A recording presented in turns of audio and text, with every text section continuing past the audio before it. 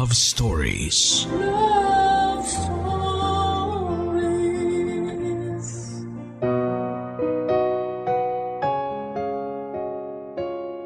Sa pag-ibig nga ay hindi ka lang basta matututong magmahal. Dito mo rin matututunan ang tunay na kahalagahan ng respeto at tiwala sa isa't isa.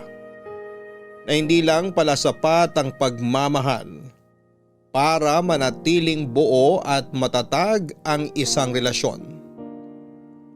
Kakibat na nga rito ang respeto at tiwala sa taong iyong minamahal. Lalo na kung ang taong mahal mo ay nakagawa ng isang malaking pagkakamali na maaaring makasira sa inyong relasyon. Dito mo rin matututunan na napakalawak at napakaraming nagagawa ng pag-ibig na tunay at yon ay ang pagtanggap at pagpapatawad sa pagkakamaling nagawa sa iyo. Katulad na lamang ng kwentong ibabahagi sa atin ngayong Sabado ni Berlin na sa kabila ng mga nangyari sa kanya ay piniling magpatawad at tanggapin ang pagkakamaling nagawa sa kanya. Gusto mo na bang makarelate sa kanya? Alamin natin yan sa kwento ng pag-ibig, buhay at pag-asa sa nangungunang Barangay Love Stories. Dear Papa Dudut, magandang araw po sa inyo at sa mga loyal kabarangay na nakikinig ngayon. Itago nyo na lamang po ako sa pangalang Berlin, 39 years old at kasalukuyang nakatira sa Mekawayan, Bulacan. Marami nagsasabi na kapag mahal mo ang isang tao ay nakahanda kang patawarin siya kung magkamali siya. Nakahanda kang tanggapin ang pagkakamali niya kahit na gaano pa yon kalaki at kasakit. Dahil nga mahal mo at iniingatan mo ang relasyon na matagal nyo nang binuo. Sa isang relasyon nga ay hindi naman nawawala ang mga problema na susubok sa katatagan ng inyong pagsasama, lalo na kung malayo kayo sa isa't isa. Hindi ninyo nakikita ang ginagawa ng bawat isa, pero doon nga masusukat kung gaano kalaki ang tiwala at respeto ninyo sa isa't isa.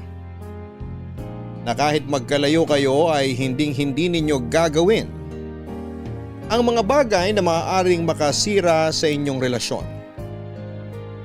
Katulad na lamang ng nangyari sa amin ng nooy long-time boyfriend ko na si Jace.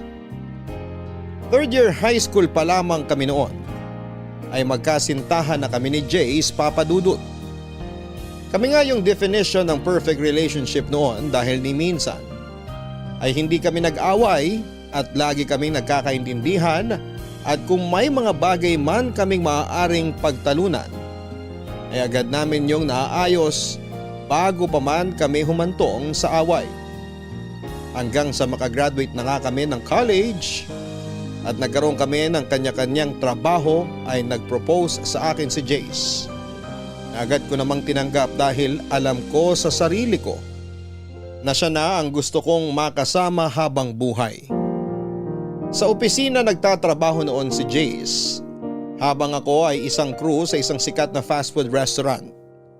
Pero nagkaroon kami noon ng kasunduan na hanggat wala pa kaming 32 at wala pang sapat na ipon ay hindi pa kami maaaring magsama at magpakasal. Gusto kasi namin noon na handa na ang lahat bago kami lumagay sa tahimik. Yun din kasi ang ideal age ko para magpakasal. Wala namang naging problema noon sa plano naming pagpapakasal dahil parehong pamilya namin ay boto sa bawat isa sa amin. Pero kinakailangang mag-abroad noon ni Jace dahil sa matinding pangangailangan ng pamilya niya. Lalo pa at na-stroke ang tatay niya na siyang nagtatrabaho para sa kanila. Tatlo rin ang kapatid niyang nag-aaral noon na kailangan niyang tustusan. Kahit na may pag-aalangan sa akin ay pumayag naman ako dahil para naman sa pamilya niya ang gagawin niya.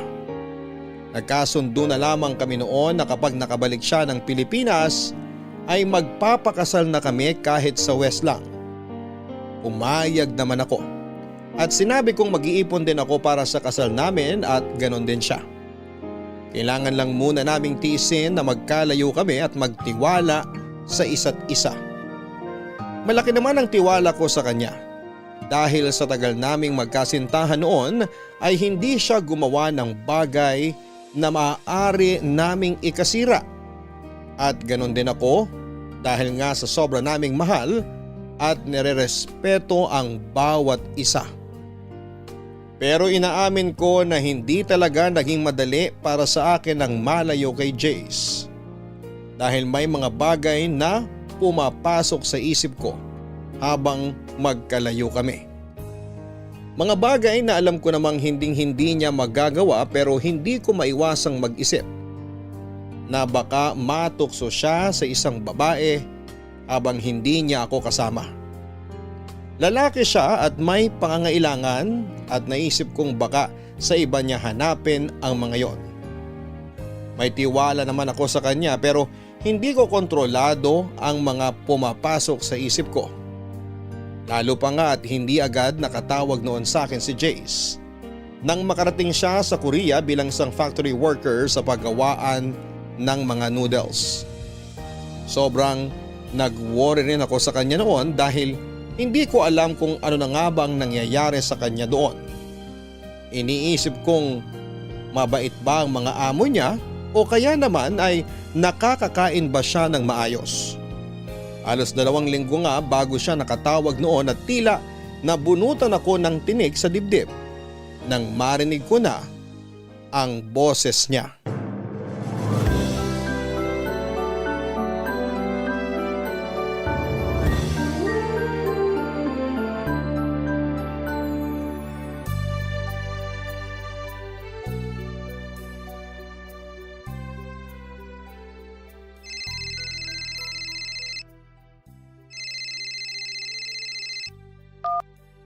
Love! Bakit ngayon ka lang tumawag? Sorry love, bawal kasi ang cellphone sa oras ng trabaho. Maikpit dito eh. Kailangan i-surrender ang cellphone ko sa kanila kapag may trabaho. Every 2 weeks lang ako pwedeng gumamit ng cellphone. Kagaya nito, day off ko. Kaya nakatawag ako sa'yo. Ay, salamat naman sa Diyos. Akala ko kung napano ka na dyan eh. Huwag mo ako intindihin dito. Mababait naman ang mga amo ko. Eh nga lang, sobrang stricto ng boss namin. Kapag trabaho, trabaho. Sa bagay, malaki ang pasahod nila kaya dapat talaga sulit ang ibabayad nila sa'yo. Ang importante, ayos ka lang dyan. Oo, di rin naman kami nagugutom dito. Libre ang pagkain namin. Mabuti kung ganon. Maiba nga pala ako. Nakatawag ka na ba kina tita para ipaalam ang lagay mo dyan? Oo, tumawag na ako sa kanila bago ako tumawag sa'yo. O anong sabi nila sa'yo? Ayun, humihingi ng pasensya sa akin. Kasi kinailangan ko para mga ibang bansa para lang sa kanila. Sabi ko wala namang problema basta para sa kanila. Total, andito na rin lang ako. Panahon na para makabawi man lang ako sa kanila. Tama. Basta pagbutihan mo lang ang trabaho mo dyan. Pasasaan ba't magiging maayos din ang lahat? Suportado kita sa lahat ng bagay. Alam mo naman yan. Kaya nga swerte ko sa'yo. Kasi nandiyan ka palagi para suportahan ako. Naiintindihan mo yung mga bagay na kailangan kong gawin. Natural, mahal kita eh. Tsaka para naman sa pamilya mo ang ginagawa mo. Di lang naman para sa kanila itong ginagawa ko. Para sa atin din to. Magtatabi ako kahit papano para sa kasal natin. Kasi gustong-gusto na rin talaga kita pakasalan eh. Oo, alam ko. Basta ingatan mo palagi ang sarili mo dyan, ha? Umiwas ka sa tukso kahit anong mangyari. Alam mo namang mahal na mahal kita. Kaya hindi ako matutokso sa iba. Masyado kitang mahal para gawin sa'yo yun. May tiwala naman ako sa'yo. Pero kasi hindi naman natin masasabi, di ba? Malayo tayo sa isa't isa. Huwag ka mag-isip ng kung ano, love. Tatandaan mo lang palagi kung gaano kita kamahal. Kahit kailan hindi ako naging unfaithful sa'yo. Ang tagal na nga natin, oh. 12 years na tayo. Sa tingin mo ba, aabot tayo ng ganito katagal kung mababaw ang pagmamahal ko sa'yo? Sa bagay, tama ka. Pasensya ka na, love, ha? Hindi naman sa wala akong tiwala sa'yo, kaya naiisip ko yung mga ganyan. Naiintindihan naman kita. Natural lang na maramdaman mo yan. Malayo ako sa'yo eh. Pero yun lang ang masasabi ko sa'yo. Mahal na mahal kita. Ikaw lang babaeng mamahalin ko at iharap ko sa altar. Kahit naman ako eh. Ikaw lang ang lalaking mamahalin ko.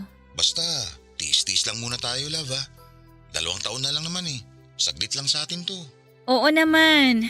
Basta every 2 weeks lang ako makakatawag ha. Huwag kang mag-isip na baka nang bababaya ako rito o ano. Hayaan mo kapag day off ko, ikaw ang una kong tatawagan. Magdamag tayo mag-uusap noon. Paalala ko lang sa'yo, mahal ang roaming calls ha. Hindi yan kagaya dito sa Pilipinas na unlimited. Tama na sa akin yung makausap ka kahit sandali. Malaman ko lang na ayos ka dyan, okay na ako. Oo nga pala. O paano? Babay muna ha. O sige, basta mag-iingat ka palagi dyan ha. Tumawag ka kagad sa amin kung may problema. Sige love. Salamat ha. Kayo din, mag-iingat kayo dyan. Lalo ka na, pakakasalan pa kita. Oo. O sige na love. I love you. I love you too.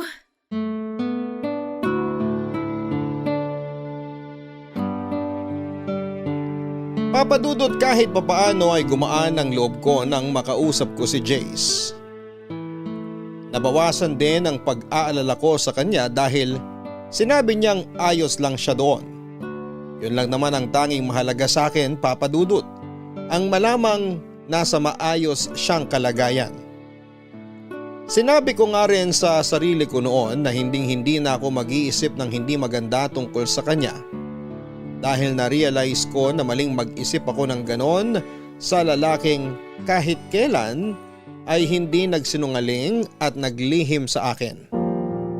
Sa 12 years na relasyon namin ay wala siyang ginawa na makakasira sa relasyon namin. Sa 12 years din na yon ay hindi kailanman nabawasan ang pagmamahal namin sa isa't isa. Kaya nga nasabi ko na napaka-perfect ng relationship namin, na kasal na lang talaga ang kulang. Pero kagaya nga ng plano ay gusto naming paghandaang mabuti ang lahat bago kami lumagay sa tahimik, Papadudot. Lumipas nga ang mahigit 1 taon, Papadudot, na sanay na ako na kada 2 linggo lang kaming nakakapag-usap ni Jace. Mas nagpursigi ako noon sa trabaho hanggang sa ma-promote ako bilang branch manager sa sikat na fast food restaurant na pinagtatrabahuhan ko. At kapag nakakapag-usap nga kami ay pareho naming kinikwento sa isa't isa ang mga nangyari sa amin sa loob ng 2 linggo. Para kahit papaano ay updated kami sa buhay ng bawat isa. Na wala kaming nakakaligtaang araw kahit na madalang kaming magkausap. Kapwa na rin kami na may ipon noon, kaya naman excited na ako dahil 3 buwan na lamang ay makakauwi na siya ng Pilipinas. Nagkasundo na rin kami na aayusin ko na ang mga dapat ayusin para sa kasal namin. Mula sa invitation sa simbahan at sa pagpili na rin ang isusuot namin. Dahil yun nga ang balak namin na kapag nakauwi siya ay magpapatahi na agad kami ng isusuot sa kasal at magpapakasal. Hanggang sa isang beses ay bigla na lamang nag-iba ang pakikitungo sa akin ni Jace. Ang sabi niya sa akin ay pagod lamang siya dahil panay ang overtime niya sa trabaho at iniintindi ko yon. Pero may kung anong nagbubulong sa akin na hindi yon ang dahilan. At ayaw ko mang isipin ay may nagsasabi sa akin na may tinatago ang fiancé ko na si Jace, Papadudot.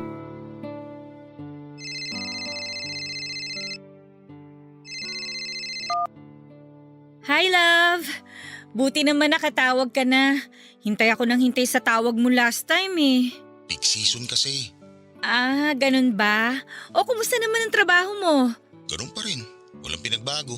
Kumusta naman ang nakaraang linggo mo? Ayos lang. Puro trabaho. Ayos ka lang ba, love? Oo. Bakit? Wala naman. Para kasing wala kang gana makipag-usap sa akin. Guni-guni mo lang yun. Kung ayaw kitang kausap, di sana hindi na ako tumawag. Ewan ko, ibang-iba ka kasi ngayon eh. May problema ba? Sabihin mo sa akin. Walang problema. Huwag mo ko intindihin. Ay, love, kung may problema ka, sabihin mo sa akin. Para mapag-usapan natin, hindi yung sinasarili mo lang. Wala nga akong problema. Nag-iisip ka na naman ng kung ano-ano eh. Tingin mo ba bakit ako nag-iisip ng kung ano-ano ngayon? Jace, 13 years na tayo. Kilalang kilala na kita. Alam ko kung may problema ka. Kaya magsabi ka na sa akin, ano ba kasing problema? Sorry love. Promise, wala talagang problema. Sobrang pagod ko lang siguro. Sigurado ka? Oo love. Eh kung gusto mo, magpahinga ka na lang muna. Sa ibang araw ka na lang tumawag. Hindi okay lang. Kwentuhan mo na lang ako. Tungkol sa mga ganap sa'yo nito mga nakaraang linggo. Same routine pa rin. Bahay, trabaho, ganun. Siya nga pala. Okay na yung layout ng wedding invitation natin. Date na lang ang kulang. Tapos, nailista ko na yung mga pagbibigyan. Nakapili na rin ako ng simbahan kung saan tayo magpapakasal, love. Tapos, pagbalik mo dito, magpi-prenup shoot na tayo. Hello, love? Andyan ka pa? Oo. Narinig mo ba yung sinabi ko? Oo. O, wala ka bang sasabihin? Baka pwedeng i-postpone muna natin yung kasal? Kahit mga 2 years? Ano? Postpone? Love, ang tagal na nating pinlano to. Alam ko, kaso… Kaso ano? Budget? May problema ba sa budget, Jace? May ipon ako, sapat yun para sa pagpapakasal natin. Hindi naman yun. Naisip ko lang na mag-extend muna ng mga 2 taon dito. Bakit? 2 taon lang ang kontrata mo dyan ah. Paano ka mag-extend? Ano, magti-TNT ka? Hindi. Pwede naman daw i-renew yung kontrata pagkatapos nito. Pero bakit nga? Bakit ka mag-extend? Okay naman na si Tito, nakakapagtrabaho na siya ulit. Ano man lang yung umuwi ka muna rito, di ba? Para maasikaso yung kasal natin. Eh di pagkatapos ng kasal natin, sige bumalik ka na ng Korea, magtrabaho ka ulit. Hindi nga kasi ako makakauwi. Gusto ko pa sana magtrabaho na mas matagal dito. Jace, alam mo hindi ka nakakatuwa ah. Kung may problema ka, sabihin mo. Kung gusto mo nang umatras sa kasal, sabihin mo. Hindi yung ang dami mong dahilan. Barely naman. Ang sabi ko lang, i-postpone muna natin yung kasal. Wala akong sinabing atras ako. Eh pwede ka namang umuwi muna rito para sa kasal natin. Tapos tsaka ka na bumalik. Ay, nakapaghintay naman tayo ng 13 years, di ba? Ano ba naman yung 2 taon pa? Oo, nakapaghintay tayo. Pero nakaplano na lahat, Jace. Ang sabi mo, ayusin ko na lahat ang dapat asikasuhin para pag uwi mo wala ka nang gaanong aayusin. Ikaw na lang ang kulang. Tapos ngayon sasabihin mo, i-postpone? Bakit? Sige na. Uuwi na ako para magpakasal tayo. Tatapusin ko lang yung 3 buwan pang kontrata ko. Hindi ko alam kung ano ba talagang problema at bigla ka na lang magsasuggest na i-postpone natin. May problema ba sa family mo? Wala. Hayaan mo na. Uuwi na ako. Magpapakasal tayo kaya huwag ka nang mainis. Sa susunod na lang tayo mag-usap o kaya kung makakatawag ako mamaya. Magpapahinga muna ako at wala pa akong tulog. Okay lang ba? Okay, sige. Magpahinga ka muna.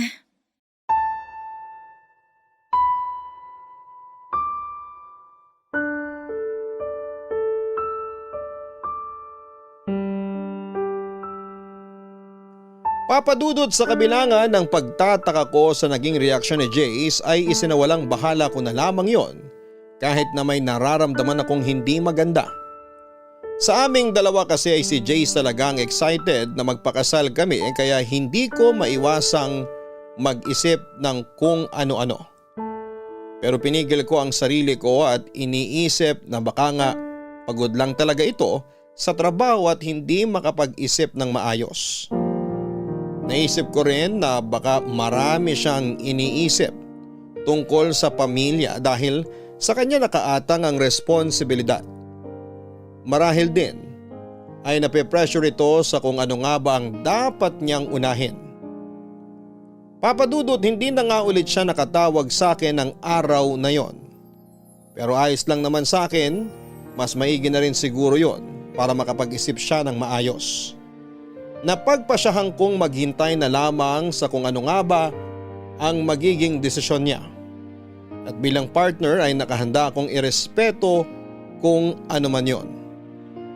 Nang sumunod na beses na pagtawag sa akin ni Jace ay kapansin-pansin ang panlalamig nito sa akin. Wala itong kabuhay-buhay sa pakikipag-usap sa akin na parang minsan ay napipilitan na lamang siyang kausap ako. Ayaw ko mang mag-isip ng hindi maganda. Pero sa kinikilos ni Jace ay hindi ko mapigilan ang sarili ko. Halos lahat na yata ng pangit na senaryo ay naisip ko na baka may ibang babae siya kaya gano'n na lamang ang panlalamig niya sa akin. Hindi na siya malambing kagaya ng dati at palaging malayo ang sagot sa tuwing may itinatanong ako sa kanya, Papa Dudut. Papa Dudut, nagpatuloy ang cold treatment sa akin ni Jace hanggang sa dumating na sa point na halos hindi na siya tumatawag. Halos hindi ko na nga alam kung ano ang iisipin ko ng mga panahong yon. Nagsimula na ako mag-alala at makaramdam ng kaba dahil wala talaga siyang paramdam. Baka mapahamak na siya o ano, kaya naman hindi na ako nagdalawang isip na lumapit sa pamilya niya at itanong kung tumatawag ba sa kanila si Jace. Ang sabi nila ay hindi naman daw ito tumatawag at malamang ay busy lamang sa trabaho. Nagtaka naman ako dahil parang hindi sila nagwo-worry kay Jace. Pero pinili ko na lamang na huwag nang magsalita. Sumang-ayon na lamang ako sa sinabi nila. Pero may parte sa puso ko na ayaw maniwalang hindi tumatawag sa kanila si Jace dahil busy ito. Kilala ko si Jace at hindi nito matitiis ang kahit na ano, lalo na kung tungkol sa pamilya nito. Naisip kong may mali sa nangyayari at kailangan ko yung alamin. Kaya nga sinubukan kong kontakin ang mga kaibigan ni Jace na nakilala nito sa trabaho. Halos lahat ng nakausap ko ay iba-iba ang sinasabi. Ang isa ay sinabing busy lang si Jace, samantalang ang isa naman ay sinabing wala naman daw silang gaanong ginagawa dahil tapos na ang peak season. Kaya mas lalong lumakas ang kutob ko na may tinatago siya sa akin hanggang sa nakausap ko ang isa pa sa katrabaho niya na si Carlo. At hindi ko halos matanggap ang mga ipinagtapat niya sa akin, Papa Dudut.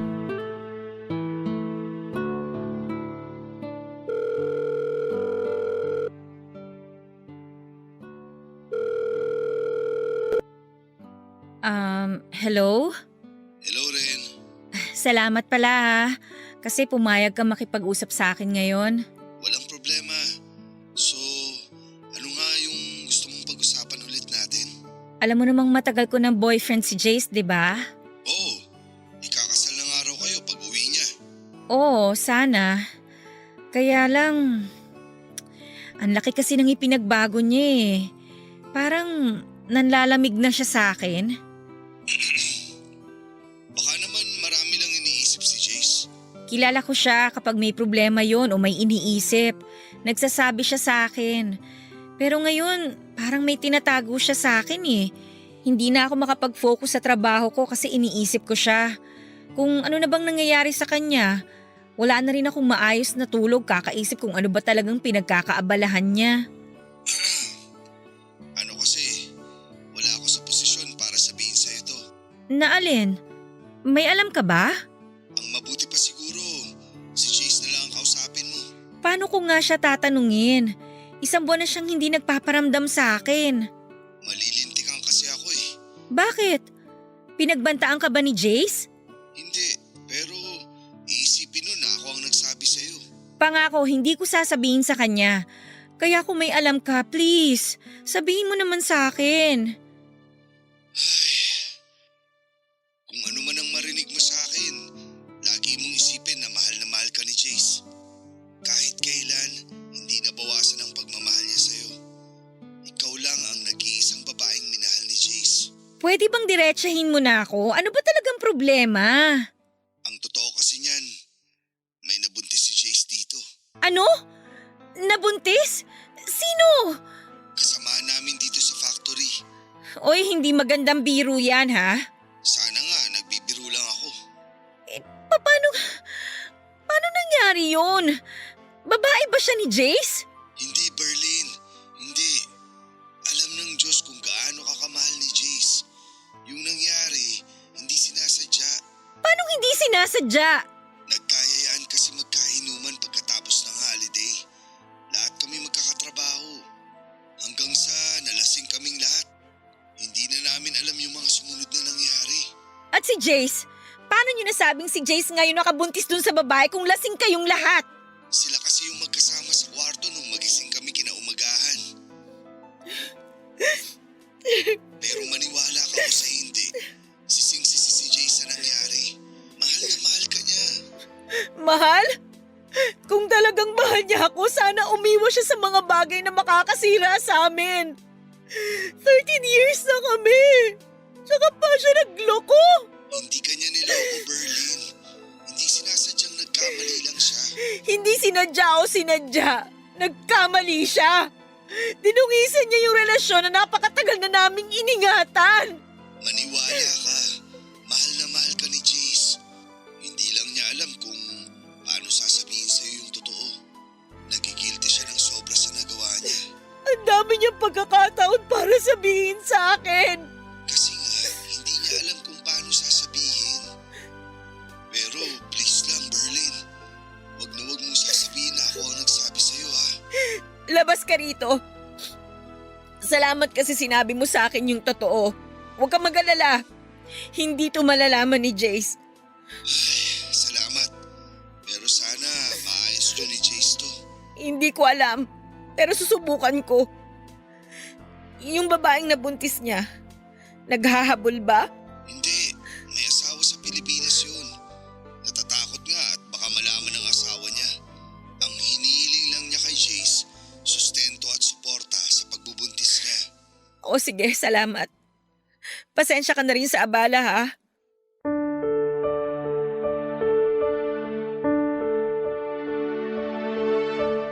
Papadudod para akong hinagisan ng bomba dahil sa mga nalaman ko.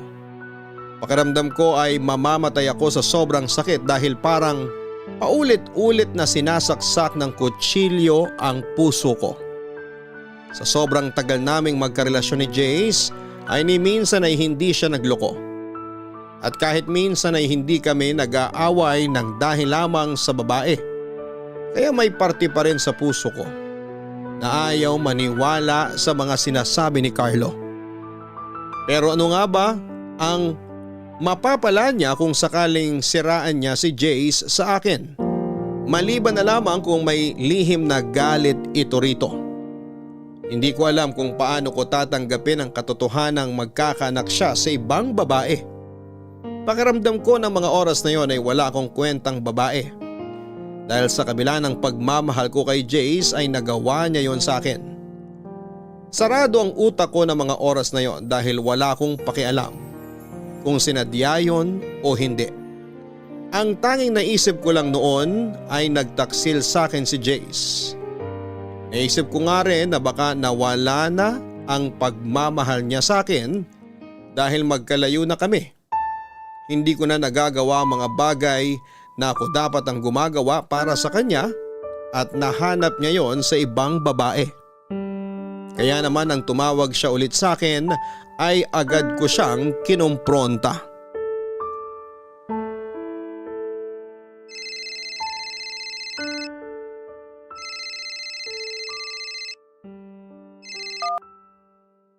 Hello?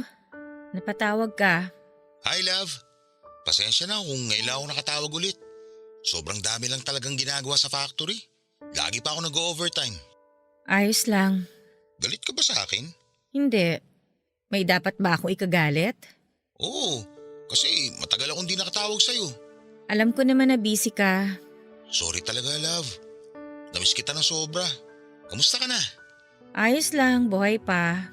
Bakit parang galit ka sa akin? Sorry talaga, love, kung ngayon lang ako nakatawag. Sorry din kung lagi akong lutang pag magkausap tayo. Sobrang dami ko lang talagang iniisip. Kung ano man yung iniisip mo, wala akong pakialam. Love naman. Sorry na. Babawi ako sa'yo, promise. tuloy na uwi ko. Mapapakasalan na kita. Uuwi ka? Paano yung nabuntis mo dyan? Saan mo naman ako yung kalokohang yan? Alam mo loyal ako sa'yo. Kung magloloko ako, di sana noon ko pa ginawa. Alam mo naman kung gaano kita kamahal. Hindi ko alam kung anong klaseng pagmamahal yung sinasabi mo. Teka nga, sino nagchismis sa'yo niyan? Alam mong hindi kita kaya ipagpalit sa iba. Mahal na mahal kita, Berlin. Pwede ba, Jace? Huwag na tayong maglokohan. May nagsumbong na sa akin eh. Kaya huwag ka nang magsinungaling. Magsabi ka na lang ng totoo kaysa paikot-ikot lang tayo dito. Hindi ako tanga. Alam mo yan. Okay, magsasabi na ako. Pero please, huwag mo isiping niloloko kita. Na may iba akong babae. Nag-iisa ka lang na babaeng mamahalin ko at iharap sa altar. Sobrang mahal na mahal kita. Tayo kung mawala ka sa akin. Nakagawa ka na ng bagay na ikasisira natin, Jace. Painggan mo muna ako, love. Hindi ko sinasadya yung nangyari. Isinusumpa akong nangyari yun. Sising-sisi ako at galit na galit sa sarili ko dahil hindi ko alam kung ano pang mukhang iharap ko sa'yo pagkatapos na nangyari. Pero ngayon, umaasa ako na sana mapatawad mo ako. Promise, hindi ko sinasadya. Hindi ko gusto yung nangyari. Pare-pareho kaming lasing nun at hindi ko na alam ang ginagawa ko. Hindi alam ang ginagawa? Kahit lasing ka, alam mo pa rin ang nangyayari sa paligid mo. Hindi totoo yung lasing ka kaya hindi mo alam ang ginagawa mo. Palusot lang yan ng mga taong manloloko. Hindi kita niloko, Berlin. Hindi ko ginusto yung nangyari. Sana hindi ka na lang nakipag-inuman para hindi ka umabot sa ganun, di ba? Hindi ka naman pala inom eh. Bakit sumama ka sa kanila? Kasi nakikisama ako sa kanila. Nasobrahan ka naman yata sa pakikisama, Jace. Hindi ko naman alam na aabot sa ganun. Ang alam ko, simpleng inuman lang yun. Alam mo bang ang daming namamatay sa maling akala? Gusto mong dumagdag? Alam mo, Berlin, walang patutunguhan tong usapan natin. Paulit-ulit lang eh. Hindi rin tayo nagkakaintindihan. Sinabi ko na nga hindi ko ginusto yung nangyari. Oh, ngayon ikaw pa ang galit? Ang galing mo naman.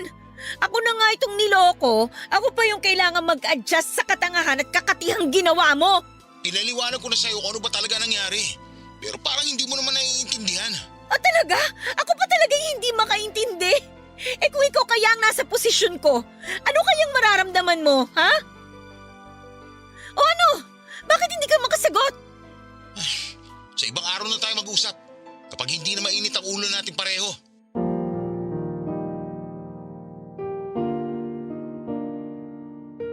Papadudot, minabuti na nga lang namin na huwag na munang mag-usap dahil pareho pang mainit ang mga ulo namin. At baka kung saan pa kami humantong. Hindi ko alam noon kung paano tatanggapin lahat ng mga nalaman ko, lalo na kay Jace na mismo nang galing ang mga salitang hindi ko nais marinig o mas tamang sabihin na kinakatakutan kong marinig. Hindi ko alam kung paano at bakit kami humantong. Sa ganon na kung kailan marami na kaming pangarap at plano sa buhay ay saka pa kami susubukin ng matinding problema na hindi ko alam kung kaya ba naming solusyonan. Halos mamatay na nga ako sa sobrang sakit, Papa Dudut.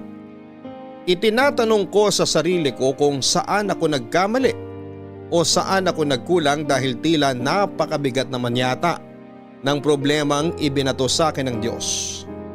Problemang parang hindi ko kayang pasanin at lutasin. Iniisip ko na sa dami ng plano at pangarap na binuo namin nang magkasama ay isang pagkakamali lang ang magiging sanhi ng pagkasira ng mga yon.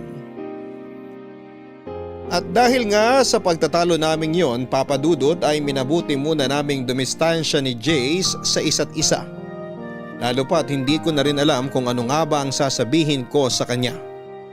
Alam na alam ko sa sarili ko na kapag nag-usap kami ay kung ano-ano na naman ang masasabi ko sa kanyang masasakit na kailanman ay hindi ko na mababawi. Oo nga at galit ako sa kanya pero naroon pa rin ang respeto ko sa kanya bilang tao. Naisip ko lang na isang pagkakamali lang yung nagawa niya. Pero hindi ko makuha sa sarili ko na tanggapin yon. Gayong alam kong hindi naman talaga niya sinasadya. Marahil ay napakasakit lang sa akin dahil kung kailan may plano na kaming magpakasal ay saka pa yon nangyari. Na tila ba gustong hadlangan ng tadhana ang pagsasama namin. Sobrang litong-lito ako nung mga panahong yon. Hindi ko alam kung ano ang dapat kong gawin para maayos ang relasyon namin na hindi naman ako ang sumira. Pero sa kabila nga ng mga nalaman ko ay sinolo ko yon.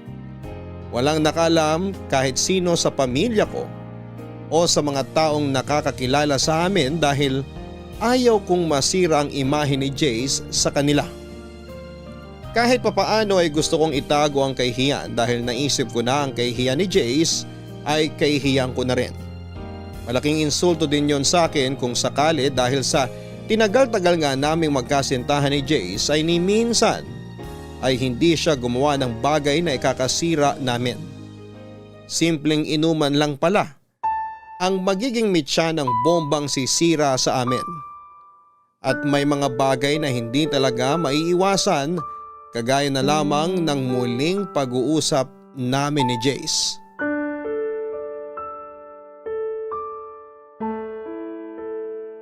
Salamat naman at sinagot mo na ang tawag ko. Ano bang kailangan mo? Gusto ko ta makausap na maayos. Please, Berlin. Alam kong wala akong karapatang mag-demand sa'yo pero sana naman. Huwag mo itapon na lang basta napakaraming taon na binuno natin. Ayaw mong mag-demand? Ano sa tingin mong ginagawa mo ngayon? Di ba nagde-demand ka? At talagang may gana ka pang gumanyan ha? Kung tutuusin, ikaw ang punot dulo ng lamat na to sa relasyon natin. Alam ko at pinagsisisihan ko yun. Kaya sana naman pakinggan mo ako. Hindi ko alam, Jace. Pakiramdam ko nanliliit ako sa nangyayaring to sa atin.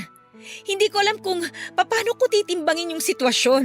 Dahil sinadya mo man yun o hindi, nagkamali ka pa rin. At hindi lang simpleng pagkakamali ha. May batang involved dito, Jace. Alam kong napakalaki ng pagkakamali ko, Berlin. Pero sana naman tanggapin mo pa ako. Hindi ko talaga ginusto yung nangyari. Hindi ko na talaga alam yung nangyayari sa paligid ko ng mga oras na yun. Berlin, alam mo kung gaano kita kamahal. Yung sakit na nararamdaman mo ngayon, alam ko na ako ang dahilan yan. Kaya para ako mababaliw kasi hindi ko intensyon na saktan ka. Kung pwede ko lang alisin yan, ginawa ko na. Wala kang idea kung gaano kasakit ang nararamdaman ko ngayon. Jay, sobrang tagal na nating magkarelasyon. Wala tayong naging problema. Kung kailan ikakasal na tayo, tsaka pa nangyari to? Ano bang gusto mong maramdaman ko? Love, pagsubok lang to na kailangan natin lampasan. Sabi mo nga sa maraming taon na relasyon natin, wala tayong naging problema. Ito na yun. Sinusubok na tayo kung hanggang saan tayo magiging matatag. Ngayon pa ba tayo susuko? Hayaan ba natin na hanggang dito na lang tayo? Hindi ko alam, Jace. Hindi ko alam kung saan ako lulugar. Hindi mo kailangang isipin yan. Alam mo, ikaw lang nag-iisang babae minamahal ko. Mas importante ka sa akin. Eh paano yung anak mo? Hindi ako magiging masaya kung alam ko may batang magsasuffer dahil lang sa pagkakamaling yon. Hindi ko naman pababayaan yung bata kung yun ang iniisip mo. So suportahan kong bata. Pero hanggang dun lang yun. Hindi mo rin masasabi, Jace. Anak mo yun eh. Dugot laman mo. Kapag nasilayan mo yung batang yon, sigurado ako mag-iiba ang mararamdaman mo para sa bata. Magtiwala ka sa akin, Berlin. Hanggang suporta lang ang maibibigay ko sa bata. Ayoko, Jace. Hindi ko maaatim na agawan ng ama ang isang walang kamuwang-muwang na bata. Kung tutuusin, hindi naman niya ginustong mabuo. Bunga lang siya ng isang gabing pagkakamali. Naawa ako sa bata, Jace. Eh anong magagawa ko? Oo, anak ko yun. Pero mas importante ka sa akin. Hindi naman ako papayag na mawala ka sa akin. Hindi ko naman tatalikuran ng bata eh. Ibibigay ko lahat ng pangangailangan niya. Pero yun lang yun. Naisip ko lang kasi, Koko yung nasa kalagayan ng babae. Parang ang hirap. Yung anak ko walang kikilalaning ama. Love, wag mo munang isipin ng ibang tao, please. Isipin mo muna tayo. Ang relasyon natin. Kung paano natin naayusin. Mahal na mahal kita. At kung kailangan na lumod at magmakaawa ako sa harapan mo, gagawin ko. Lahat gagawin ko para mapatawad mo ako. Huwag mo lang akong iwan. Ang hirap kasi eh. Hindi ko alam kung anong sasabihin ko sa'yo. Hindi ko alam kung ano ba yung tamang desisyon na dapat kong gawin. Basta tuloy yung plano natin. Magpapakasal tayo. Walang magbabago. Ewan ko. Ang kasal sana natin ang pinakamasayang araw sa buhay ko. Pero paano ako magiging masaya sa sitwasyon natin ngayon? Ayoko magpakasaya knowing na may batang magsasuffer in the end. So ano? Ganun na lang? Maghihiwalay tayo? Iiwan mo ako? Ang sinasabi ko lang, palipasin muna natin ang unos. Ituloy natin yung gusto mo na i-postpone muna yung kasal. Kailangan ko rin ng panahon para makapag-isip ng mabuti. At saka ikaw, ayusin mo muna yung dapat mong ayusin. Pero paano pa ako makakasigurado na hindi mo ako iiwan? Huwag mo na akong intindihin mo, okay? Unahin mo ang mas importanteng bagay. Unahin mo yung anak mo. Kawawa yung bata, Jace. Ikaw ang pinaka-importante sa akin. Alam mo yan. Magkakaanak ka na, Jace. Magiging tatay ka na. Magpakalalaki ka naman. Panindigan mo ang responsibilidad mo dun sa bata. Love naman. Paikot-ikot na naman tayo eh. Hindi ko nga pababayaan ng bata. Jace, hindi lang sustento ang kailangan ng bata. Kailangan din niya ng kalinga at pagmamahal ng isang ama. Anong gusto mong gawin ko? Iwan kita. Tapos magpakatatay sa batang hindi ko naman ginusto mabuo. Magdahan-dahan ka sa pananalita mo, Jace, ha? Mas lalong hindi hiniling nung bata na mabuo siya. Kasi kung may choice lang siya na pumili na magiging magulang, for sure, hindi ka pipiliin ng bata dahil alam niyang hindi mo siya tanggap. Oo, hindi ko siya tanggap. Pero pananagutan ko siya. Berlin, please. Bigyan mo pa ako ng isang chance na itama lahat to. Pero wag na wag mong hihingin sa akin na maghiwalay tayo. Kasi hindi ko kaya yun. Bigyan mo ako ng panahon na mag-isip. Habang inaayos mo mga dapat ayusin, i-postpone muna natin ang kasal. Okay, sige. Kung yan ang gusto mo. Pero ito lang ang masasabi ko. Mahal na mahal kita. At kung kailangan ko mamili, ikaw at ikaw ang pipiliin ko.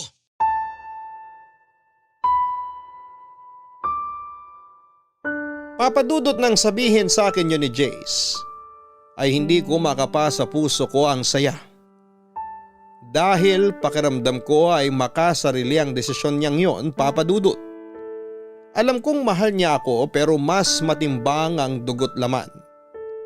Naisip ko rin na kung ako ang nasa sitwasyon ng babaeng nabuntis niya, ay baka hindi ko kayanin ang pagpapalaki sa bata ng mag-isa. At mas lalong ayaw ko na lumaki ang magiging anak ko na walang kikilalaning ama. Papadudot, minabuti ko nga na huwag na munang makipag-usap kay Jace para makapag-isip kaming pareho. Pero kung ako ang tatanungin, ay kung hihingin man ang pagkakataon ay handa akong palayain siya alang-alang sa bata. Tinis ko nga noon na hindi makipag-usap sa kanya kahit pa tawag siya ng tawag. Tiniis kong huwag sagutin ang mga tawag niya dahil yon ang sa tingin kong tama. Naisip kong kapag hindi ako nagparamdam ay maiisip niya kung ano ang dapat niyang gawin. Pero sa totoo lang ay sobrang sakit sa akin ang mga nangyayari, lalo na ang isiping may kahati ako sa kanya. Halos 2 linggo nga na panay ang tawag niya sa akin na hindi ko naman sinasagot hanggang sa isang araw ay hindi na siya tumawag. Kaya naisip ko noon na marahil ay nakapag-desisyon na si Jace at pinili nito ang anak. Pero wala akong kamalay-malay na uuwi pala siya ng Pilipinas para personal akong makausap. Kailan ka pa dumating? Ngayon lang din. Dumiretso ka agad ako rito para makapag-usap tayo. Nagpahinga ka na muna sana bago ka pumunta rito. Hindi ko na kaya ipagpaliban pa to, Berlin. Para na ako mababaliw. Hindi mo sinasagot ang mga tawag ko. Sinabi ko naman sa'yo na kailangan nating makapag-isip pareho. Paano tayo makakapag-isip kung lagi din naman tayong mag-uusap? Hindi naman solusyon ang pagdistansya sa isa't isa. Kaya nga tayo mag-uusap para mas madali nating maayos ang problema natin. Ang problema dapat tinaharap, hindi tinatalikuran. Paano natin ito maayos kung ayaw mo naman makipag-usap? Ang dali lang para sa'yo na sabihin. Kasi hindi naman sa'yo nangyari eh. Oo, hindi sa akin nangyari. Pero naisip ko na rin yan na kung sa akin man mangyari to, tatanggapin pa rin kita ng buong buo. Nasasabi mo lang yan kasi wala ka sa totoong sitwasyon. Hindi ko lang nasasabi to. Tatanggapin talaga kita dahil mahal na mahal kita. Handa akong kalimutan ang mga pagkakamali mo, huwag ka lang mawala sa akin. Ganyan kita kamahal, Berlin. Saan naman bigyan mo ko ng pagkakataon na pagsisiyan ng gusto ang pagkakamali ko. Hayaan mo akong bumawi sa'yo. Hindi ko alam, Jace. Gulong-gulo talaga ako.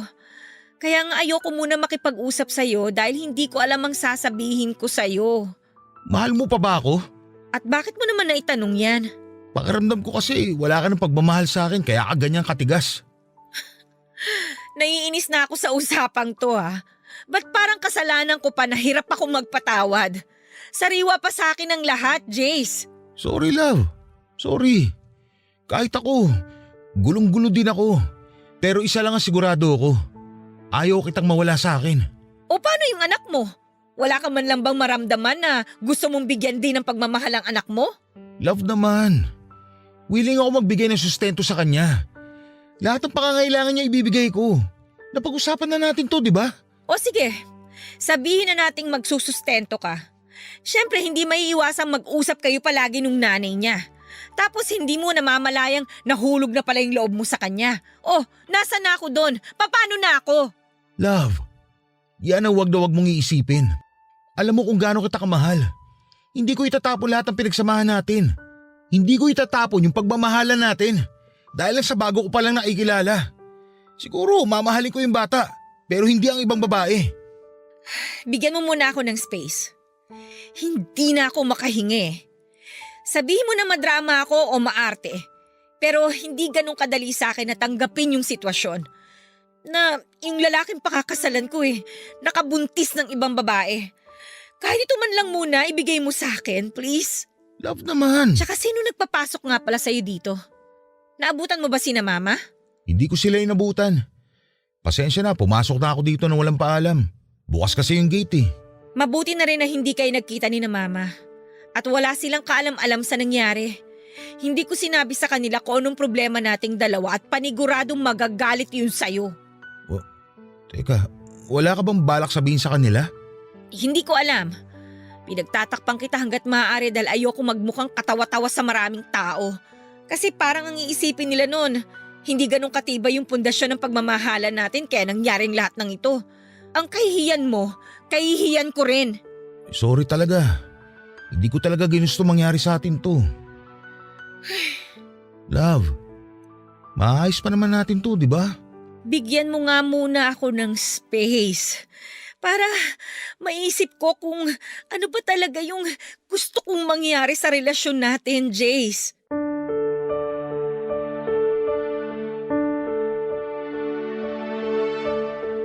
Hindi na nga kumontra pa si Jace noon nang sabihin kong gusto ko muna ng space. Pero nagpaalam siya sa akin ng maayos at sinabing tawagan ko lamang siya. Anumang oras kapag nakapag-isip na ako o kaya naman ay sadyain ko siya mismo sa kanilang bahay dahil hindi na rin daw siya babalik ng Korea para magtrabaho. Maghahanap na lang daw siya ng ibang trabaho na malapit lang sa akin. Hindi na lamang ako kumibo noon, Papa Dudut, at hindi na rin ako nag-abalang ihatid pa siya hanggang sa may gate namin. At isang linggo nga nang makabalik si Jace sa Pilipinas, ay tinawagan ko lahat ng reservations na pinabuko at kinansel ang mga yon. Naging padalos-dalos ako sa desisyon ko at naisip kong huwag na lamang talaga magpakasal sa kanya. Nawalan na nga rin ako ng ganang pumasok sa trabaho noon at wala akong ginawa kundi ang magmukmok sa kwarto ko, Papa Dudut. Nakakahalata na nga noon ang mga magulang ko pero pinili ko pa rin na magsinungaling sa kanila at pagtakpan si Jace. Hindi ko na nga maintindihan ang sarili ko ng mga oras na yon. Dahil hindi ko alam kung bakit pilit ko siyang pinagtatakpan, gayong mga magulang ko lang ang maaaring umintindi sa akin sa sitwasyong yon. At ang palusot ko na lamang sa kanila noon ay masama ang pakiramdam ko kaya hindi muna ako makakapasok. Pero sadyang walang lihim na hindi nabubunyag. Dahil nalaman din ng mga magulang ko ang problemang kinakaharap namin ni Jace, Papa Dudut. Papa Dudut, hindi ko alam kung paano at saan nalaman ng mga magulang ko ang tungkol sa sitwasyon namin ni Jace. Pero isang bagay lang ang alam ko. Yon ay napakatindi ng galit nila kay Jace pero sinabi naman nila sa akin na sakto umano na nandun sila sa bahay nila Jace para sana maghatid ng mga deliver na baboy ay may babae umano doon. Nakausap nila Jace at nalaman nilang ang babaeng yon ay nabuntis ni Jace habang nasa Korea. Sinabi pa ng mga magulang ko na gustong-gusto nilang saktan at pagalitan si Jace. Pero mas pinili na lamang nilang umalis at huwag nang mag-iskandalo. Agad ko naman silang tinanong kung naroon pa ang babaeng kausap ng mga magulang ni Jace. At sinabi nilang nandun pa dahil pinag-uusapan umano ng mga ito ang tungkol sa bata. Papadudot, wala nga akong inaksayang panahon at umalis ako ng bahay nang walang ligo at toothbrush dahil sa pagmamadali kong puntahan si Jace. Pero nang makarating ako doon, ay hindi ko na inabutan ang mga magulang ni Jace dahil may pinuntahan ang mga ito. Ang tanging nadatnang ko na lamang sa sala ay si Jace at ang babaeng sigurado kong nabuntis ni Jace. Hindi ko napigilan at tignan siya mula ulo hanggang paa at ramdam kong nailang siya sa akin, papadudot. Sa tansya ko noon ay ilang taon ang tanda ng babae sa aming dalawa ni Jace. Siguro ay nasa 34 o 35 dahil halata naman sa itsura. Maayos itong manamit at mukhang desente. Yun nga lang ay mabigat talaga ang loob ko sa kanya. Nabigla pa nga si Jace sa pagdating ko pero agad ding nakabawi at inanyayahan akong maupo para makapag-usap kaming tatlo.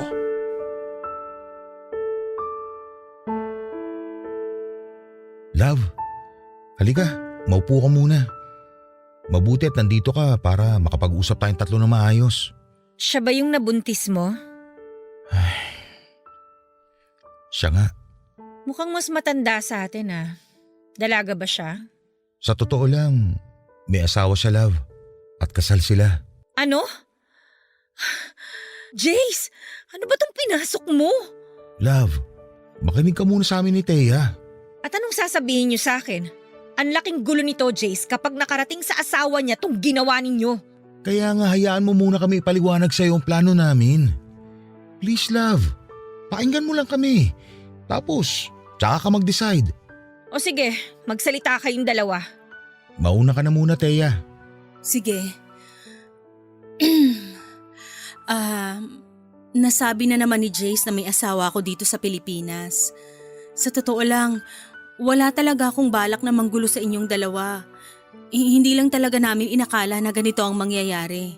Kung bakit naman kasi, kababae mong tao at may asawa, nakikipag-inuman ka pa sa mga lalaki. Wala akong excuse pagdating dyan. Alam kong mali ako sa part na yon at sising-sisi talaga ako. Kaya humihingi ako ng kapatawaran kasi nagulo ko ang relasyon nyo. Hindi mo lang ginulo, nasira mo na rin. Love, please, patapusin mo muna siya. Wala kayong karapatan na mag-demand sa akin kung kailan ako mananahimik at kung kailan ako pwede magsalita. Magsasalita ako kung gusto ko. Mananahimik ako kung gusto ko. Hayaan mo na, Jace. Humihingi uli ako ng tawad sa iyo, Berlin. Alam kong di madali para sa iyo magpatawad. Ayos lang sa akin kahit habang buhay mo na akong di patawarin. Huwag mo lang sanang idamay ang bata sa galit mo sa amin ni Jace. Hindi ba sinabi sa'yo ni Jace ang sinabi ko tungkol sa bata? Sinabi niya sa akin kaya medyo nabawasan ang pag-aalala ko kung sakaling ipapaubaya ko ang bata sa inyong dalawa.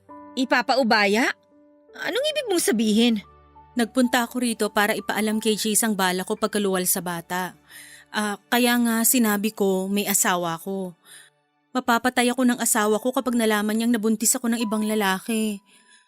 Gusto ko lang sana na hanggat hindi ko pa naluluwal yung bata, suportahan ako ni Jace mula sa pagbubuntis hanggang sa tuluyan na akong manganak.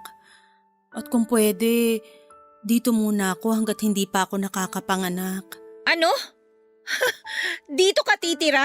Sa bahay ni Jace? Oo sana. Habang hindi pa ako nakakapanganak, di kasi ako pwedeng umuwi sa amin ng ganito. Wow! Anong akala mo sa akin, tanga? Sa tingin mo maniniwala ako sa'yo? Napanood ko na sa mga palabas yan. Hindi ko inaasahang maniniwala ka sa akin. Kung gusto mo, dito ka na muna para mabantayin mo mga kilos namin ni Jace. Kahit dito na lang ako sa sala matulog, ayos lang sa akin. Hanggang sa makapanganak lang ako. At pumayag ka sa gusto niya, Jace? Actually, hindi lang naman ako, love. Pati sina mama at papa. Nag-decide kayong lahat ng hindi pinapaalam sa akin? Wala man lang humingi ng opinion ko? Love, hindi. Biglaan lang din kasi. Hindi ko naman alam na darating si Teya eh. Eh di sana'y pinatawag mo muna ako, di ba? Kaya nga nag-uusap tayong tatlo ngayon, di ba? Eh para saan pa't nag-uusap tayo kung nakapag-decide na naman kayong lahat? Ano pang silbi ko dito? Love, please. Pumirmi ka muna, pwede? Inaayos nga natin ngayon ang dapat ayusin. Kaya please naman, maging mature tayo sa sitwasyon na to. So? Matured ka na niyan? Kasi nakapag-desisyon kang hindi hinihingi yung opinion ko? Ganun ba yon? Hindi. Kaya nga tayo nandito ngayon para solusyonan ang problemang to. Sinabi mo sa akin na ayusin ko to, di ba? Ito na nga. Inaayos ko na. Huwag na kayong magtalo. Hahanap na lang ako ng apartment na pwede kong tuluyan hanggang sa makapanganak ako. Pangit nga namang tingnan kung dito ako sisiksik. O tapos, si Jason magbabayad ng upa sa apartment mo? Oo, ganoon na lang ang gagawin namin. Para hindi ka na rin nag-iisip ng kung ano-ano dyan. Kasalanan ko ba kung bakit ako nag-iisip ng kung anong-ano? Sige na, ihanap ko na lang siya ng apartment. Hindi na, Jace. Ako na lang. Sobrang abala na yung naidulot ko sa'yo at sa girlfriend mo. Ako na lang ang maghahanap ng tutuluyan ko. Basta wag mo lang kalimutan ng suporta sa bata hanggang sa masilang ko siya. May sinabi ba akong umalis ka? Walang aalis! Kung nakapag-decide na pala sila na dito ka muna tumira, edi go! Baka mamaya mapahamak ka pa sa kahahanap mo ng apartment mo, kasalanan ko pa. O bakit ganyan kayo makatingin sa akin? Hindi pa naman ako ganun kasama para hindi isipin ang kapakanan ng bata, no? Oo, galit ako sa inyong dalawa, pero labas doon ng bata. Sigurado ka ba? Oo, pero alamin mo kung saan ka lulugar. Huwag niyong abusuhin ang kabaitan ko. Maraming salamat, Berlin. Pangako, masilang ko lang tong bata. Ipapaubaya ko na siya sa inyong dalawa ni Jace at hindi niyo na ako makikita kahit kailan.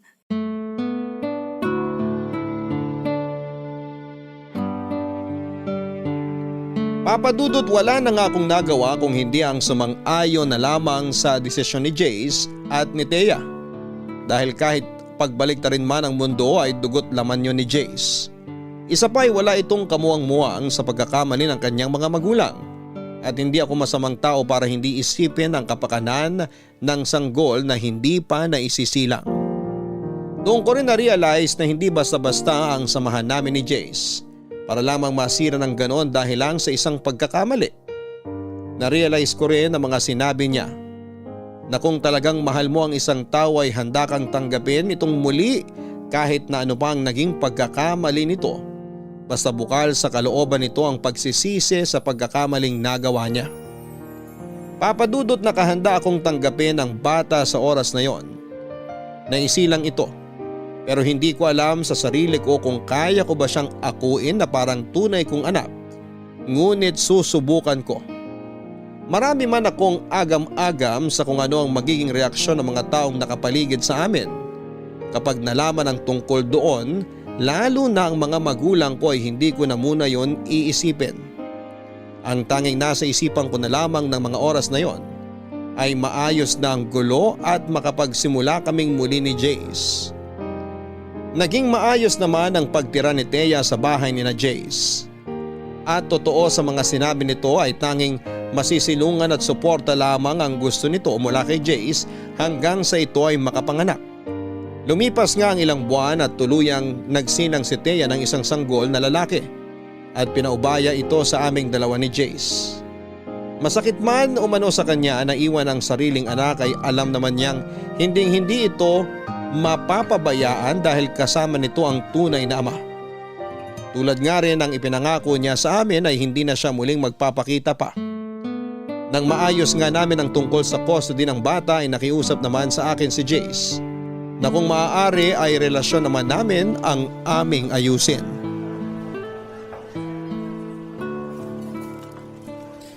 Love, Akala ko ba pupunta tayo sa mall para mamili ng mga gamit ni Baby Liam? kumain muna tayo. Gusto ko rin na makapag-usap tayo na maayos. Ano bang gusto mong pag-usapan natin? Galit ka pa rin ba sa akin dahil sa nangyari? Sa totoo lang, hindi ko naman kaagad makakalimutan yung mga nangyari, Jace. Nagre-recover pa rin ako hanggang ngayon. Paulit-ulit akong hihingi ng kapatawaran kung kinakailangan. Pero sana matanggap mo ng buong bata. Ang anak ko. Napag-usapan na natin to, di ba? Oo, hindi madali pero susubukan ko. Dahil wala namang kasalanan yung bata sa lahat ng nangyari eh. Salamat. Pero sana tuloy pa rin ang pagpapakasal mo sa akin. Alam ko mahirap ang inihiling ko. Pero mahal na mahal kita eh. Alam ng Diyos na ikaw lang nag-iisang babaeng minahal ko bukod sa nanay ko. Sobrang mahal na mahal kita kaya handa akong tanggapin kung magagalit ka sa akin. Sumbatan mo ako. Huwag mo lang akong iwan. Kilala mo ako, Jace. Kahit kailan hindi kita natiis. Siguro nasaktan mo ko pero na-realize ko na mas nangingibabaw yung pagmamahal ko sa'yo kaysa sa galit ko. Mas natatakot ako na mawala ka sa akin. Siguro nga tama ka na ito na yung pagsubok na binigay sa atin ng Diyos. Hindi niya tayo bibigyan ng pagsubok na hindi natin kakayanin. Daraanan lang natin ang pagsubok na to. At sisiguraduhin natin hindi na natin to babalikan. Tama. Hindi kita mamadaliin na patawarin ako. Magalit ka sa akin kahit gaano pa katagal. Tatanggapin ko. Sa totoo lang napatawad na kita. Pero hindi mo pa rin may aalis sa akin yung pangamba ko sa kung ano yung mangyayari ngayon na dumating na sa buhay mo si Liam. Wala namang magbabago, love. Dadagdagan lang tayo ng bagong miyembro ng pamilya. Ikaw na magiging nanay niya. Sa tingin mo ba magiging mabuting ina ako sa kanya? Oo naman. Dahil isa kang mabuting tao. Wala akong alam sa pag-aalaga ng bata. Tutulungan naman tayo ng mga magulang ko. Pero maiba ako. Ano palang sabi ng mga magulang mo tungkol sa bagay na to? Wala naman daw silang magagawa at nandito na to. Kailangan lang daw na panindigan at nakakaawa nga yung bata. Nahihiya rin ako sa kanila. Wala na akong mukhang maiharap sa kanila eh. Pero handa akong hingi ng kapatawaran nila. Galit na galit sila. Pero hindi sa'yo. Nagagalit sila dahil sa nangyari. Pangako, gagawin ko ang lahat para mapatawad nila ako. Kahit pa mag-back to zero ako sa panliligaw sa'yo at sa kanila. Hindi mo na kailangan gawin yan. Alam naman nilang mabuti kang tao at naging tapat ka sa akin. Sila na nga rin mismo yung nagsabi na sadyang may mga bagay na hindi natin kontrolado at nangyayari na lang. Pero may kasalanan pa rin ako sa nangyari. Maraming paraan para naiwasan ko sana yun. Jace, tapos na yon. Nangyari na. Hindi na tayo dapat nananatili sa isang bagay na parte na lang ng nakaraan. Maraming salamat sa pag-unawa sa akin. Mahal na mahal kita kaya handa akong tanggapin ka sa kabila ng mga nangyari. Pagpasensyahan mo na rin ako kung may mga nasabi akong hindi maganda sa'yo. Naiintindihan kita, love. Alam ko naman kung bakit mo nasabi ang mga nasabi mo. Dala lang yun ng matinding galit at hinanakit. Oo, pero meron akong mga nasabi na hindi naman talaga dapat. Kaya sorry pa rin. Hayaan mo na yun. Wala na yun sa akin. Ang importante na lang ay magkaayos tayo. Ayusin muna natin ang dapat ayusin bago tayo magpakasal. Pumapayag ka na magpakasal sa akin? Ay, ano bang magagawa ko? Mahal na mahal kita eh. Pero unahin muna nating mapabinyagan si Liam. Ang problema, paano natin ipapaliwanag sa lahat kung kaninong anak yon? Kawawa naman siya kung palalabasin nating inampun lang natin siya. Ayos lang ba sa'yo kung sabihin ko sa kanilang anak ko si Liam? Walang problema sa akin. Mas ayoko naman na itago mo siya. May karapatan siya dahil anak mo siya. Huwag mo kong intindihin kasi mahal na mahal kita. Handa ako sa lahat ng sasabihin nila at ng ibang mga tao. At kung talagang totoong tao sila at kaibigan sa atin, hindi nila tayo huhusgahan. Tama ka dyan. Pangako ko sa'yo, babawi ako. Wala kang dapat bawiin. Ang mabuti pang gawin natin, ibuhos natin lahat ng kalinga at pagmamahal kay Liam dahil ikaw lang ang magulang niya ngayon. Bakit sa tono mo parang ako lang ang magulang niya? Ikaw na ang nanay niya ngayon. Hindi naman kita pipiliting magpakananay sa kanya eh. Subukan mo lang. Hindi ako mangangako ha, pero susubukan ko.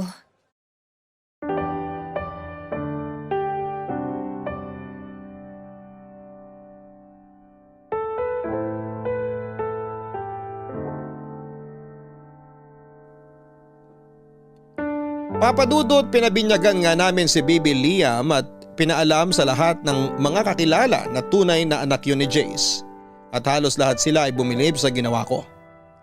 Napakabihira lang daw kasi ang kagaya ko na handang tanggapin ang bunga ng pagkakamali ng taong minamahal. Sa totoo lang ay nahirapan din ako na tanggapin ang lahat pero na-realize ko na hindi talaga yon ginusto ni Jace.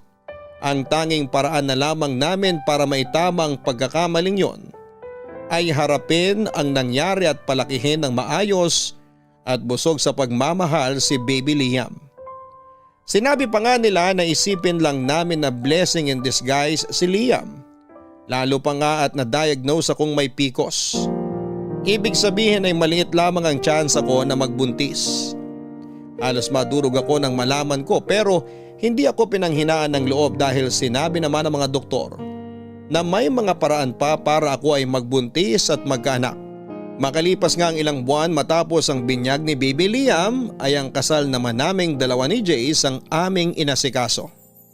At masayang masaya ako dahil sa paglipas ng mga panahon ay unti-unti nang nabubuo ang pamilyang pinapangarap ko kasama si Jace. Napamahal na rin ako kay Liam at parang tunay na anak na ang turing ko sa kanya. At masasabi ko na napalaki namin siya ng maayos ni Jace dahil lumaki siyang mabait at magalang at higit sa lahat ay mapagmahal. At laking pasalamat ko rin nga nang hindi kalaunan ay nagdalang tawa ko at nagsilang ng isang sanggol na babae na pinangalanan kong Jamaica. Hango sa pangalan naming tatlo ni na Jace at Liam. Sobrang saya ko nga papadudot dahil hanggang ngayon ay masaya at nananatiling matatag ang aming pamilya. At tuloy na rin naghilom ang sugat na naiwan ng kahapon. Napatunayan ko rin na ang susi sa maginhawa at masayang pamilya ay ang pagtanggap sa pagkakamali ng bawat isa. At itama yon upang magsilbing pundasyon ng mas matatag na pagsasama. At dito ko na nga po tinatapos ang aking kwento. Maraming salamat po kung ito man ay inyong mapiling basahin sa araw na ito. More power po sa inyong programa. Ang inyong loyal kapuso at kabarangay, Berlin. Maraming salamat Berlin sa pagbabahagi mo ng iyong kwento ng puno ng tapang at pagmamahal. Tapang natanggapin ang pagkakamali ng taong labis mong minamahal. Sa buhay ng tao ay napakaraming beses na maaari tayong magkamali. Ngunit marami rin namang paraan upang maitama natin ang pagkakamaling yon. Bagamat mahirap nga ang magpatawad at tumanggap ng pagkakamali, ay lagi sanang manaig sa atin ang pagmamahal. Nang sa gayon ay maibigay natin ang pagpapatawad at pagtanggap na nararapat para sa kanila. Hanggang sa muli ako po ang inyong si Papa Dudut sa mga kwento ng pag-ibig, buhay at pag-asa sa Barangay Love Stories #1. Sabay-sabay nating pakinggan ang iyong kwento ng pag-ibig, buhay at pag-asa. Ipadala lang sa barangaylovestories@yahoo.com. Nagustuhan ng iyong napakinggan? Ituloy yan via live stream sa www.gmanetwork.com/radio.